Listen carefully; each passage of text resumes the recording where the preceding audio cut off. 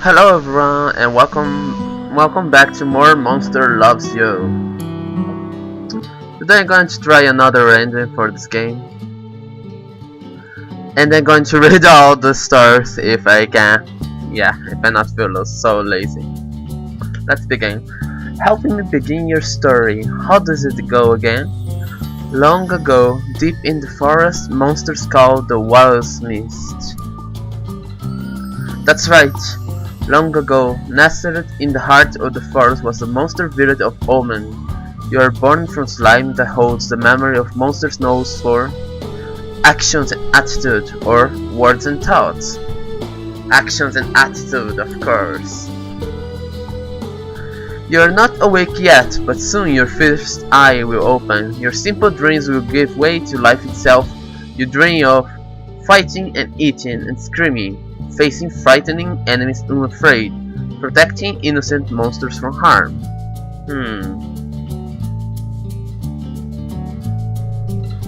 Fighting, eating, and screaming, why not? Your body is turning and twisting, growing solid in the middle of a great vat of green slime. It's time to be born. Okay. Be born. You awaken in the chilling season, just as the air begins to turn crisply cool. Onward! Your eye is open, you're a morsel, just barely born. You're furrowed in the spawning vat. Dozens of other morsels are exploring, fighting, and stealing food from each other. Stretch your squishy arms. Keep stretching? I forgot it. The hard parts move through the stuff around them, forming parallel curving pieces. Flex the curving hardness. You have claws now. Slash the slime and try to swing. Another morsel swings towards you. It opens its mouth to show a set of small sharp teeth. It bites you. What? This is intolerable. Stop that biting. You pause, unable to believe that another morsel is trying to eat you. After a moment you snap out of it and start to move again. Resist it, kill it, unite other mouthfuls that repel the attack. Kill it. You rip into the violent morsel. It has fangs, but you have claws. Keep fighting. Row. Your first snarl. Excellent. When the fight is over, you're chewing on the other morsel's eye, which is all that remains. Serve that monster right.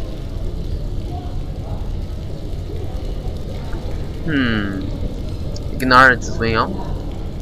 You battle yourself elsewhere, looking to live your own life without thinking about the end of another. So it goes. You have grown too big for the spawning vat. You must move on to the next stage of life and become monsterling. Growing up isn't something you can fight, a little one. Okay.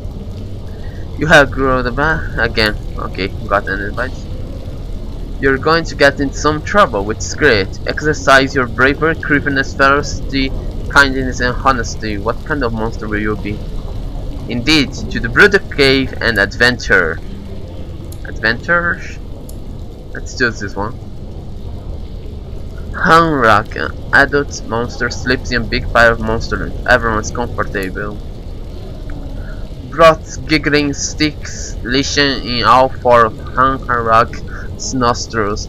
Hanrak's eyes shoot open and start to choke. Broth shushes you with a threatening skull. You're not afraid of Broth. Help Hanrak. You jump on Hanrak's head and knock some of the leashing loose. He squeals and gasps, then remembers that he can breathe through his mouth. Crisis averted. Hanrak glowers down past his jaws, scowling as though you hadn't saved him. He rolls and depends to know who plugged up his nose. Tell the truth. Broth did it. Hanrak thanks you, grabs Broth and sits on him. All of Broth's breath whooshes out and he can't inhale again. Hanrak is there for a good long while. Okay.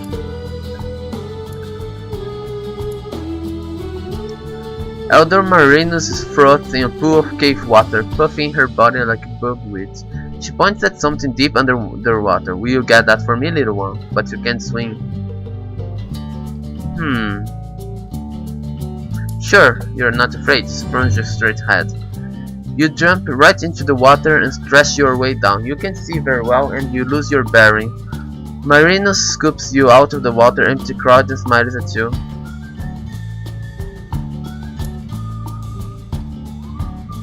Elder Marinus comforts you. There are many things a monster can and can't do. One thing you can do is drown. The important thing is that you try it.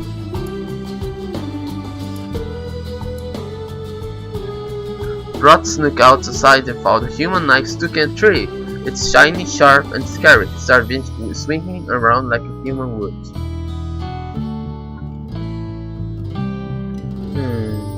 Maybe you should stop it. Yes. You speak up just in time to stop him from chopping off Smark's little paw. Brot is distracted by the brood. You see your chance to act.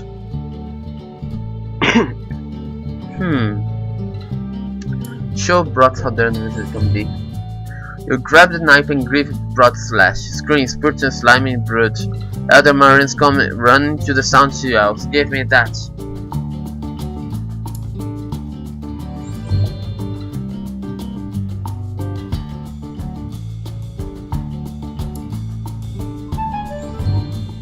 Yeah. Marinus nods. She seems to believe you. She wraps in the knife in cloth, muttering about sharp metal and the animating spirit. Ah, yes, an excellent lie. You follow a thudding noise and find Sicko and Lapper hitting animal skulls with sticks. Nash Gnash stands to one side judging their performance. Join the contest as a judge. Nash Gnash welcomes your assistant. She leans close and whispers, "You kick Sicko and I kick Lapper." Nash Gnash shrugs. "I just like kicking."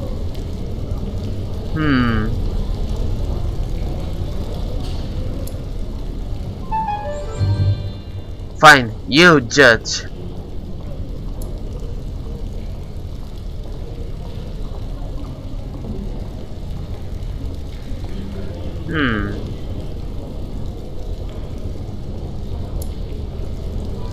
Lapper's delighted. Sicko throws down her sticks and walks away.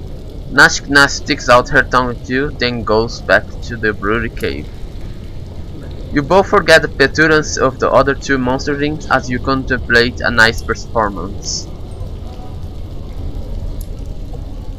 You are halfway towards leaving, becoming an adolescent. Firm up your personality as much as you can. Smark falls from a high ledge. He falls all the time, but wait, what's that? It's a big bat trying to gnaw pieces out of him.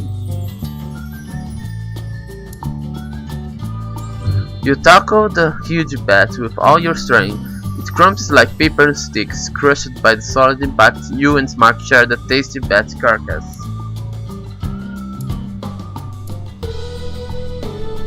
You stumble on a rock and find a patch of purple leashing behind it. Your exclamation of delight draws Smark and Gobbleclaws over, but there's not really enough to share.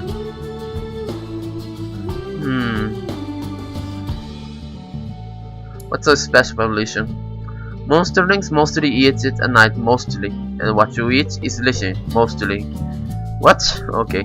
The big leashing pile is familiar, but plain and boring. This is different. Tell them how to find some. You tell them to follow little damp trails left by little damp snails. They eat the leashing too, you explain.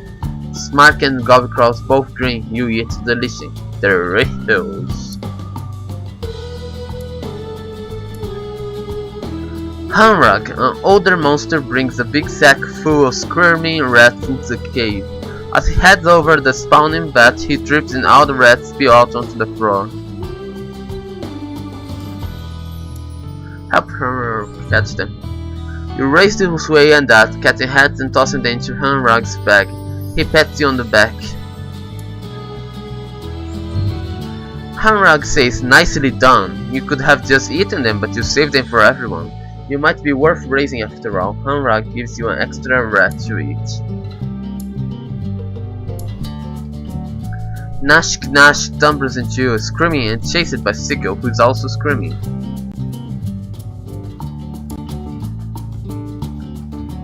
Nash Gnash and Sicko are trying to make each other's ears bleed by screaming. Sicko's winning and Nash Gnash is running.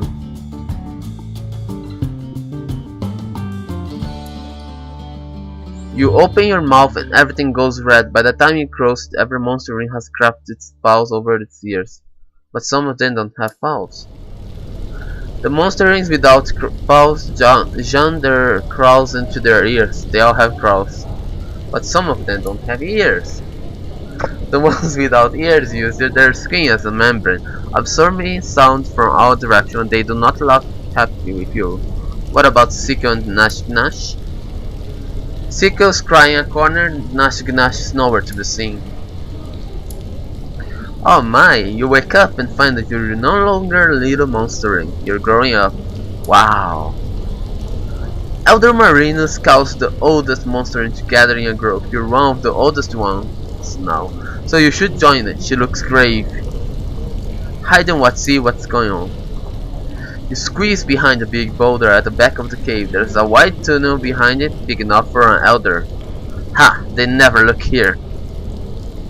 Oops! Marinus slides the boulder aside. She and other monsters are surprised to find you there. Pretend you were waiting for them.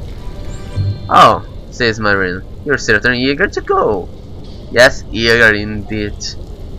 Marinus shuffles down the long tunnel, turns this way and that among dozens of 14 passages. Marinus stops in a warm, humid chamber with a pit in the floor. She points to the pit, which seethes with thick mist. Jump right in. You fall and fall some more. And fall and you're falling, and other monsters are falling?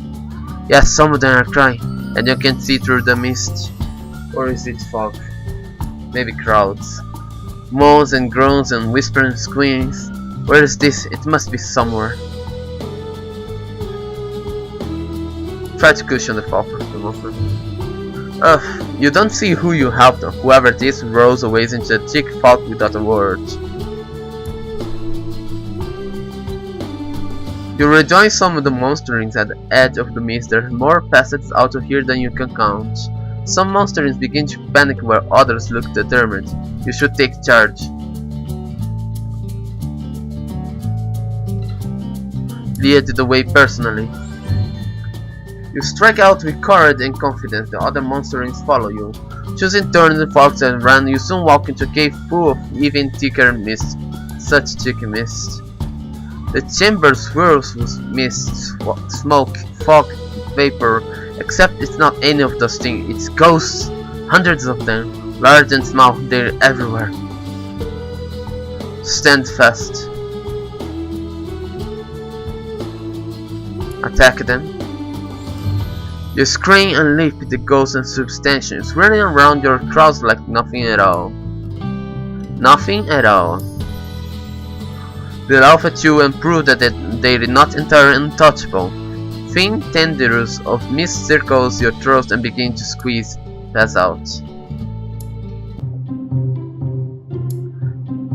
Start living as adolescent. Enter the big bad world. Loud, truly snapping sounds come from the square, where you see proof of single Crowdity taking on a rampaging pack of wolves. He grunts to you for help. Any monster can defeat almost any animal with ease. You should be able to take care of them.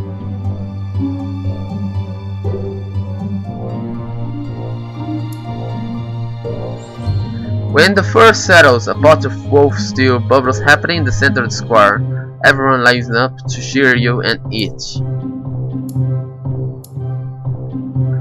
Brot waddles over to you, eyeing all out snacks. Got any to spare? Regard Brot for a moment. Brot is tiny. In the right light, one could easily mistake him for a squirrel. His neck is especially flexible from looking over his shoulder so much. He's Nash Gnash's best friend, which means she constantly attacks him. Give Brot the snack. Brot grins. That's great, thanks so much. He waddles away, munching on bitter beetle.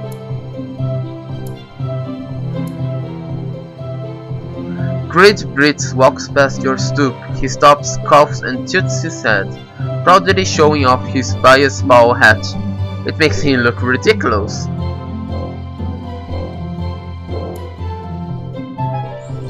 You tell him it makes him look as smart as a human. Grid breathes words. No, it's just nice. It's a bias ball hat, and stalks away. You, Nash and Gobcrows hide in a stand of prickly thorn bushes, watching human children run back to their bus. But what's that they left? Shiny, red, round thing. It's a scooter! Mine! Battle Nash and Gobcrows for it. Fangs, claws, tails, blood. You're strong, true, but not the strongest, not today. As you scoot off, you realize Nash just wanted more than you did, and now you need some band-aids.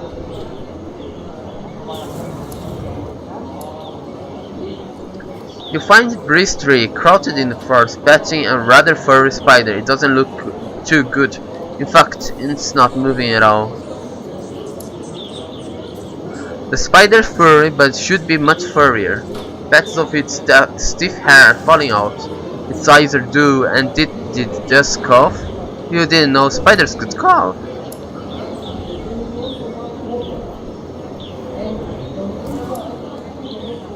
You take a moment to assess the situation. There's a whole web full of equally large spiders in the alley besides Bristry's hollow. They seem tense, and you think they're staring too. The sick spider shivers.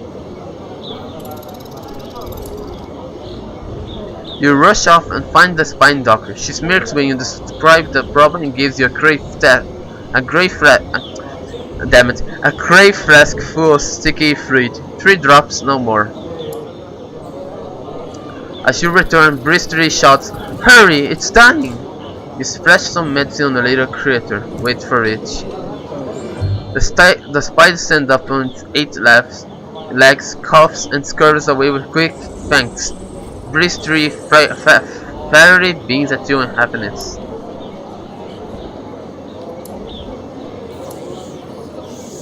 Elder Marinus leads you to Bristry and Birrock into the forest. She points to a stand of purple berry bushes and says, "Eat you few little ones." Eat every berry in sight. You eat and eat and eat and eat and eat and eat and eat? Eat and eat. You've eaten your weight in berries, but what's this?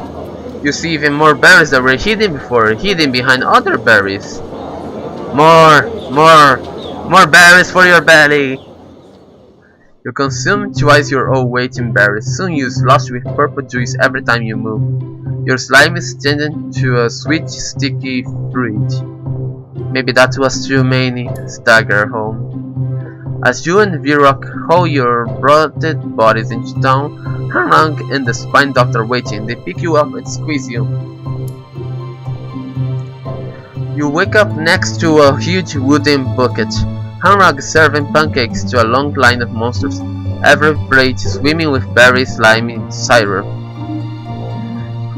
And your belly seems to be empty again, maybe just one pancake. The elders seem surprised that you want any pancake, and they're even more surprised that you want syrup. Still, they give you all you want. And it's delicious. You're heading home with a dead rabbit you found. Suddenly a fox appears. He sidles up to you and asks, "You going to eat all of that?" Most talking foxes are fatter and better fed than their stupid cousins, but this one is lean. You can see his ribs under his unkept fur.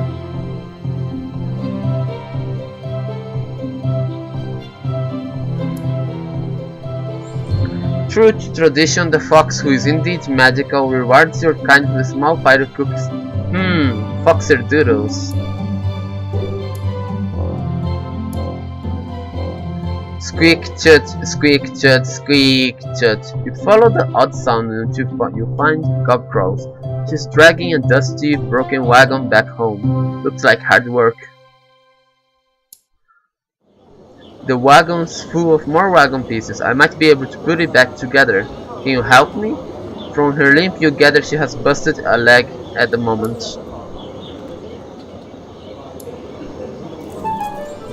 It's heavy, but to make it back to her hold on. She promises to lend you the wagon once it's fixed. Her gratitude helps alleviate the ache in your claws. Unfortunately, you've overexerted yourself. Even monsters need rest, and now you'll be eating all afternoon. Adolescence is fleeting. You have grown beyond youth and have become an adult. You've been dragged from your bed by your friends and neighbors. They surround you and hold you down not urgently until you stop struggling. The neighbors throw you into the center of a great circle of monsters all older than you. They whisper to each other, then look at you, then whisper some more. The monsters murmur and mutter, spit and snarl. They're deciding what best defines you as monster. Some of the monsters flinch when you raise your voice. It's gratifying, but doesn't seem to make their deliberation any less deliberate. Eventually, though, they come to a decision. The ring of monsters shuffles closer to you, forming a tighter cycle. Elders loom over you while the smaller adults crouch low. Your surroundings grow shadowy and dark. The other monsters hold you some respect, 6 out of a possible 100 points. It's immediately clear to the crowd that you are very kind for a monster. The crowd shoves 2 monsters into circle, each with a broken arm. An elder asks you to take care of them.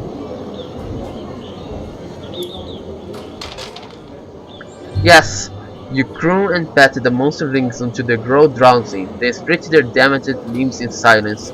You leave quietly, feeling much better. Everyone cheers. You're an adult now. You grow stronger over time, but your personality is no longer as mutable as it was when you were young. You take the lead on a hunt in the Wellsmith, but you become separate from the ground. Suddenly, you catch sight of something. There! Where? Within that thicket. Rumor has it that an especially large river snake tricked Gnashgnash, biting her and made her sick for days. And it's right there, waiting, watching.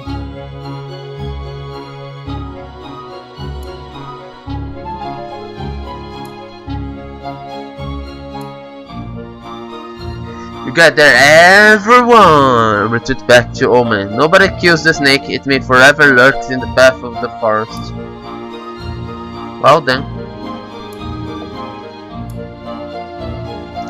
You're following a deer in the forest when the trail comes to an abrupt end just in front of a cave entrance. The hoof prints look strange, like the deer double walking backward in its own tracks. Turn the trap against the deer. You walk into the cave and find Hanrag taking one of his famous naps. The huge monster is known for his irritability. When he is awakening, a twig naps in the bush. The deer is freeing.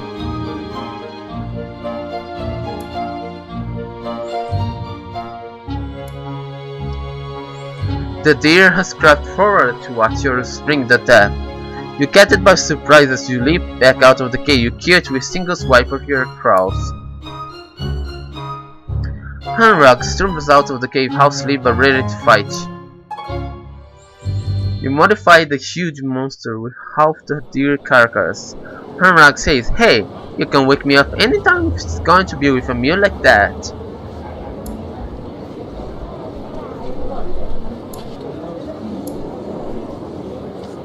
You hear Grit Miffin telling younger monsters about the human that almost killed me.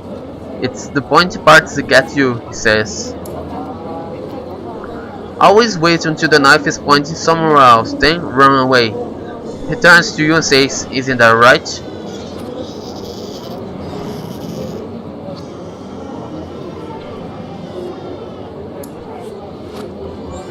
You calmly expand on Grit Mitten's tales, sharing what you have learned about the fighting braids of the humans. The younger monsters promise that they will treat such things with respect, even if nobody's holding one. A flock of G's are in the square. No. Honk. One can talk. Honk. Above the ding. Honk. Gnash. Gnash screams. Last one to drive them away is the loser. And she's on that human scooter she found.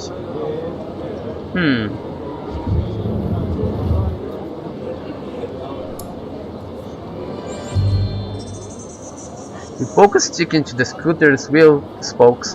Gnash Gnash pitches forward into the G's who fly away. A passing elder declares a draw and Gnash Gnash leaves with her squeaky bent scooter.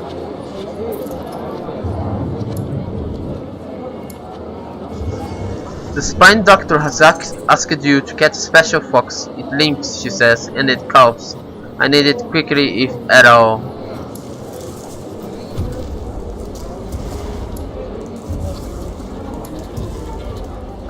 You go forth into the forest, trailing the fox. As you get closer, you get a glimpse of its ragged ears between two trees, the fox limping slowly.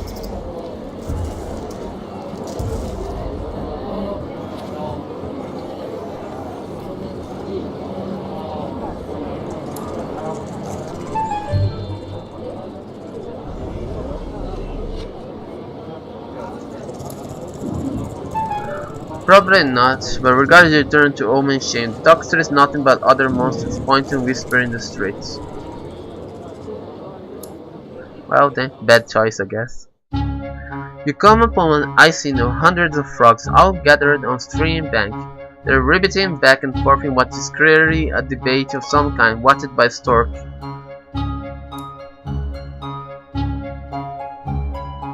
Half the frogs surround the log as though it's their leader, the other half are huddled at the feet of a somewhat bemused stork.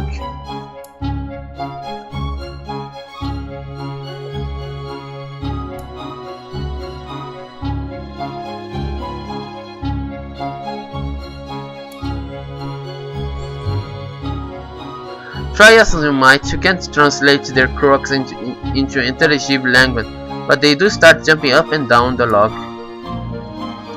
The stork takes a long step and impales 3 frogs on its beak. It throws its head back, tossing the frogs into the air, and snaps them up. As the other frogs flee, the bird devours several more of the slowest.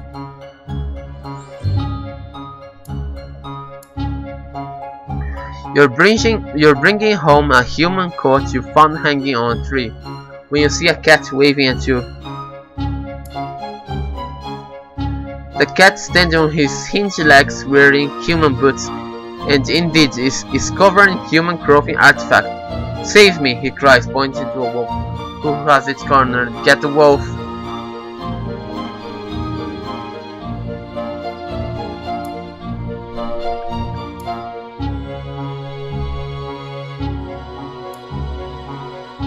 You leap on the wolf, keeping an eye on the cat. Good thing, too, since the minute your back's turned, he tries to take the coat you found.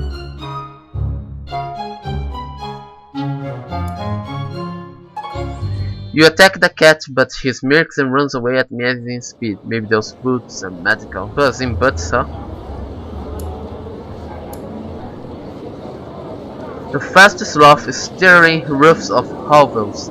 Elders and larger adults charge at it, but it beats them back with its deceptively slow arms.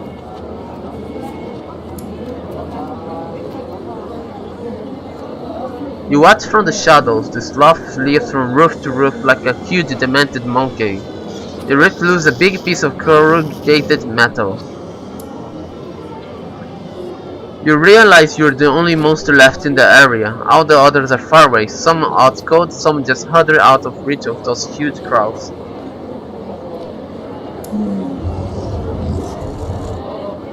The sloth's claws creep a power line. Black fluid spills out and its matted fur cracked with electricity. The beast flees into the forest.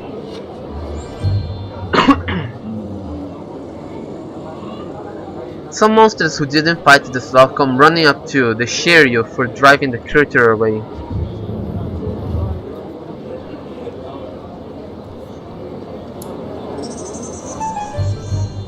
The crowd is soon joined by the others as they wake up after their fight. They say you're something of a hero today.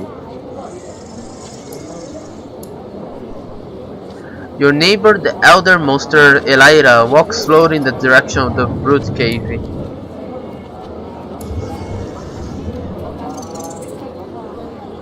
As she passes down the road, some of the other elders nod to her.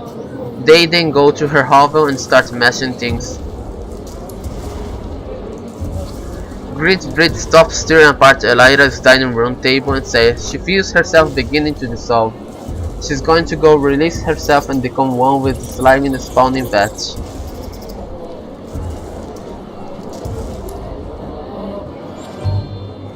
You're going to be remembered, Elira, and we'll see a bit of you in every monster ring from now on. Elira wipes the slimy tear from one of her smaller eyes and sniffles. You hug Elira. She squishes. Her body is already starting to break down and dissolve. She breaks away, smiles one last time, and walks quickly toward the brood cave. You never see her again.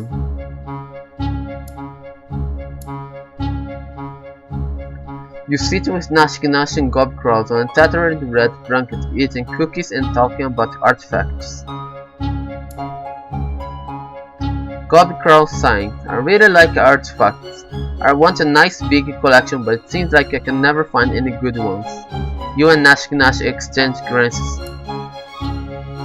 Nashki runs a crown along the handlebars of her little scooter. You both know some good spots.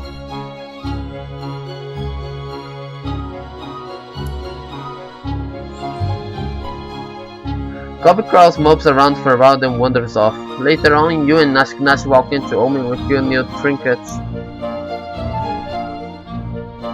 Of course not. She doesn't regain her usual openings for some time. You overhear other monsters denigrating her for her lack of success.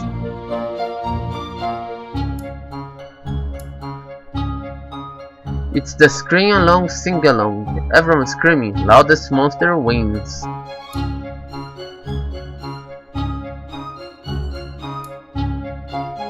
You're hungry and brave and hungry. You sing of this truth so well, all the other monsters move to tears.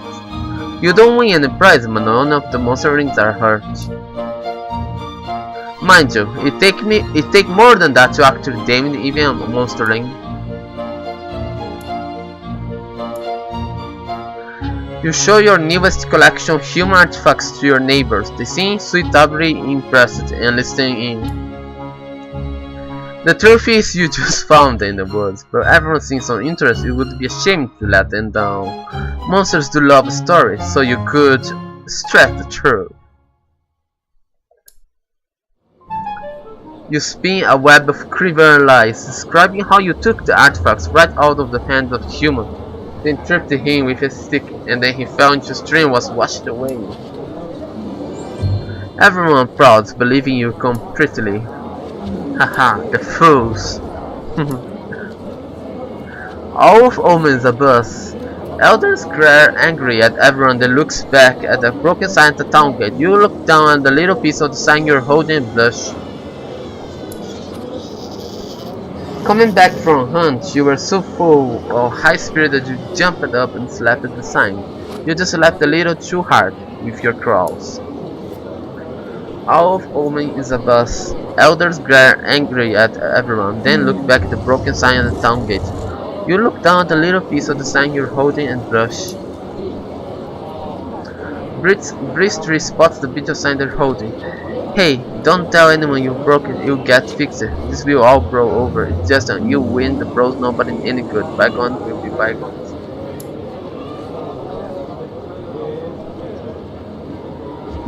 Bristry is often accused of thinking she knows everything. This includes human creatures, all of them.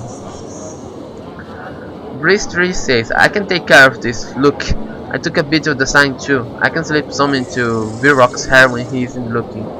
Nobody ever believes since he's always lying and stealing.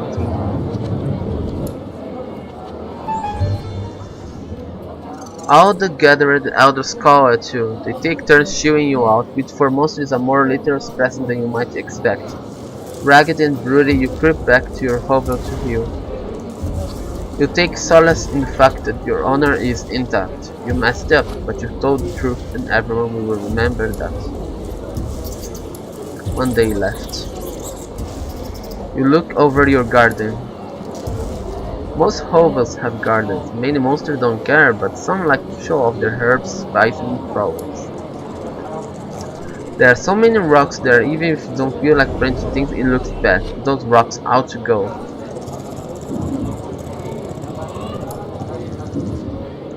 All this work is a lot harder than you expected. You're not a natural digger like Molefoot or Shovel. Great name. Not all monsters speak good name. Just be glad you're not one of them.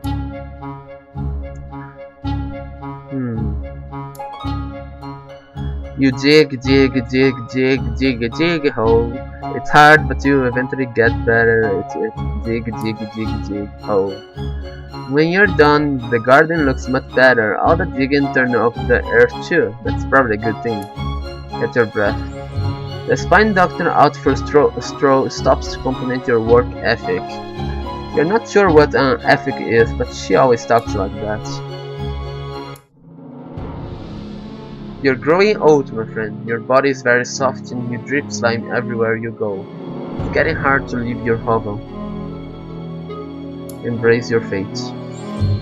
A group of elders waiting at the door of your hovel. They see in your drapery. They know it's time for you to dissolve or ascend. The elders of Omen surround you at the spawning vat. They've built a fire beneath a small cauldron. Your body is squishing down. So, become one with the spawning vat. You made into the spawning vat. It's cool and green, and you feel the ages, echoes, and veins of your body melting away along with your body. Quiver. Your hide is absorbed by the surrounding slime. Tiny morsels swing closer to the new source of nourishment. Melt. Ah, relief. Your last thoughts begin to form even as your brain disintegrates. Remember the actions you took in life. As your body unravels into slime, you dream of standing unafraid against frightening enemies.